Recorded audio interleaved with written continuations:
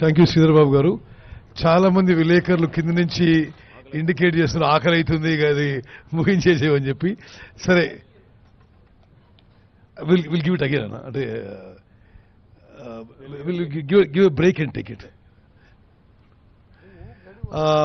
విలేకరు మిత్రులకి నేను ఒక 2-3 మినిట్స్లో బేసికలీ సమరైజ్ చేస్తాను. ఆ తర్వాత మనం బ్యారేజ్ విజిట్ కూడా చాలా ఇంపార్టెంట్.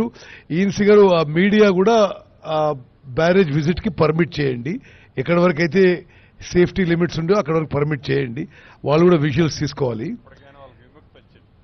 ఆయన సరే, 2-3 విషయాలు.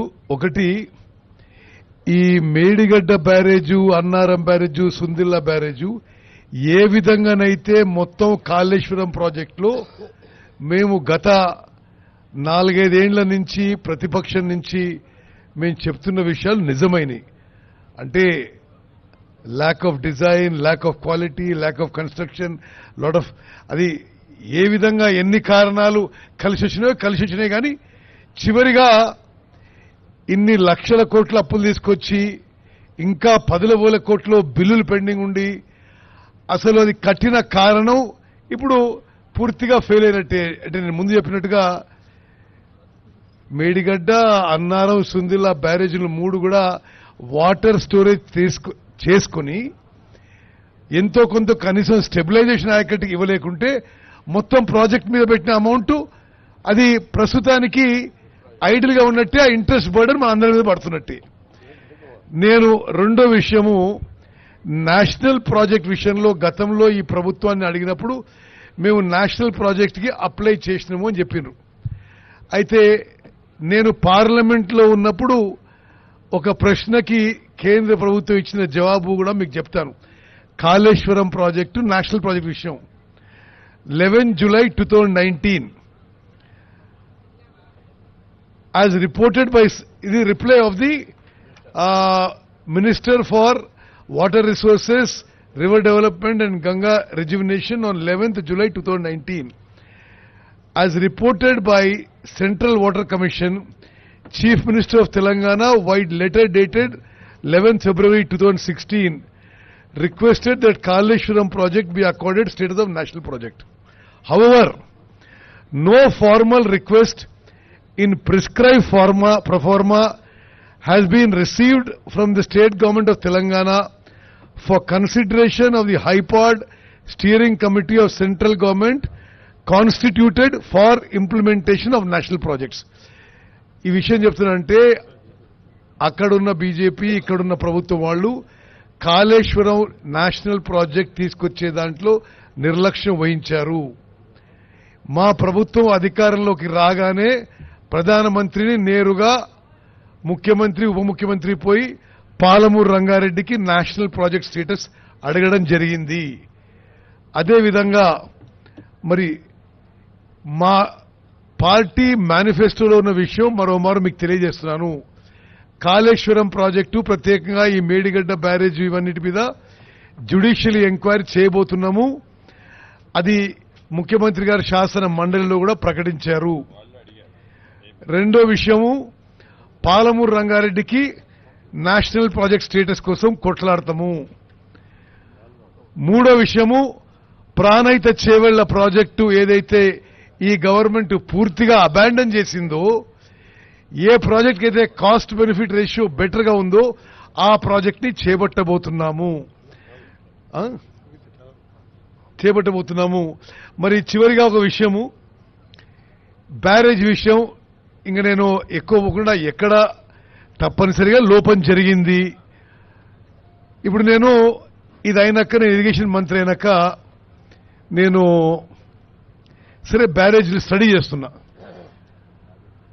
బ్యారేజీలలో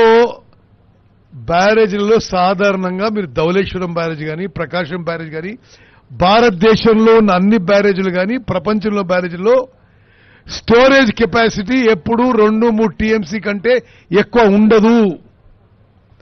మరి గతంలో ఎవరు ఇరిగేషన్ మంత్రులు మీకు తెలుసు.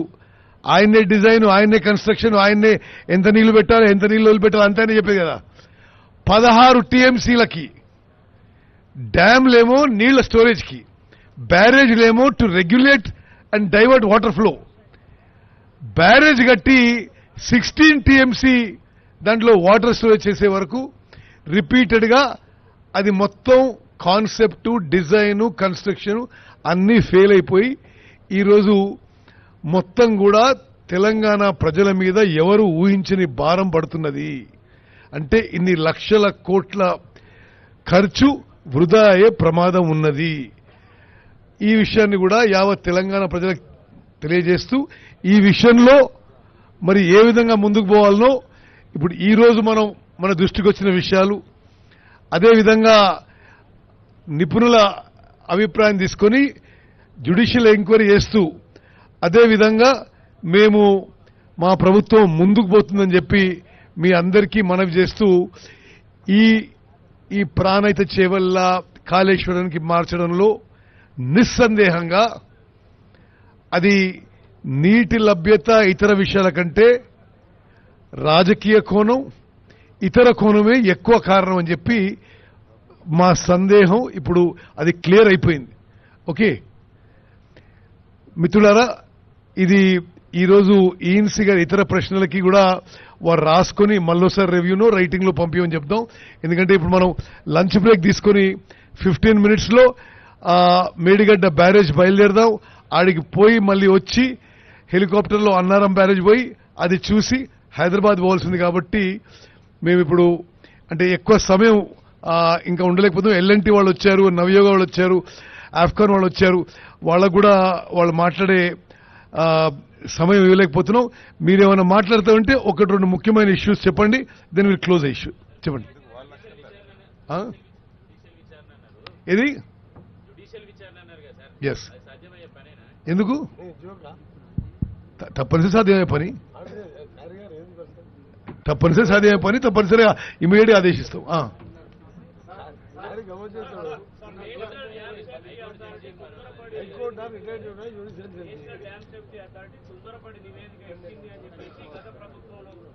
స్పెషల్ చీఫ్ సెక్రటరీ ఒక లేఖ రాయడం జరిగింది. వాళ్ళకి కంప్లీట్ గా సమయం ఇవ్వకుండానే ఒక 20 ప్రశ్నలు అడిగితే 17కి సమాధానం చెప్తే వాటిని కూడా పరిగణలోకి తీసుకోలేదని చెప్పేసి కూడా ఆయన లేఖలో పేర్కొనడం జరిగింది. ఇవన్నీ తొందరపాటు చర్యగా ఆయన అభివర్ణిస్తూ కేంద్ర ప్రభుత్వం అంటే నేషనల్ డ్యామ్ సేఫ్టీ అథారిటీ తొందరపాటుగా నివేదిస్తున్నారు. దీనిపైన ఇది ఎలక్షన్ల ముందు అప్పుడున్న ఈ అధికారులు ఎవరైతే ఆ స్టాండ్ తీసుకున్నారో అప్పుడున్న అధికార పార్టీ సహాయం చేయడానికి చేశారు. మేమైతే నేషనల్ డ్యామ్ సేఫ్టీ అథారిటీ ఇచ్చిన రిపోర్టు అది ఇంపార్షియల్ గా కరెక్ట్ అని చెప్పి నేను భావిస్తున్నా.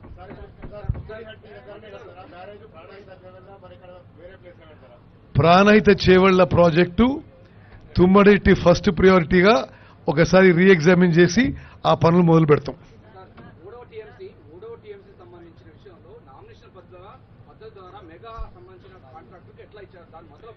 సరే ఎనివే ఆ విషయాన్ని పరిశీలిస్తూ ఎగ్జామిన్ చేస్తాం, ఎంక్వైరీ చేసి తదుపరి యాక్షన్ తీసుకుంటాం.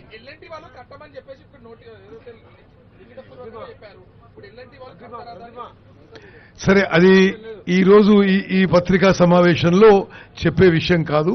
మేము అందరితో చర్చిస్తున్నాం. ఒక సరి అయిన దాన్ని అవుట్కమ్ వస్తుంది. దానికి వచ్చారు కదా వాళ్ళు వచ్చారా ఇక్కడ ఇవన్నీ అదే తుమ్మడేటి దగ్గర నీళ్లు ఉన్నాయని వ్యాప్కోస్ రిపోర్ట్ ఇస్తుంది. అదే వ్యాప్కోస్ అలా నీళ్లు లేవని తర్వాత ఇస్తారు. ఇది సరే నేనుంటున్నా, మాకున్న అవగాహన మాకుంది. మేం కూడా గతంలో ప్రభుత్వంలో ఉన్నాము. ఈ నిర్ణయాలు కొన్ని రాజకీయ కోణం వల్ల ఇక ఇతర మతలబుతో తీసుకునే అని చెప్పి మా అభిప్రాయం. ప్రజలు మాకు మ్యాండేట్ ఇచ్చారు. ఇవన్నీ ఇరిగేషన్ శాఖని సరిదిద్దుతాం, ప్రక్షాళన చేస్తామని చెప్పి నేను మనం చేస్తున్నాను.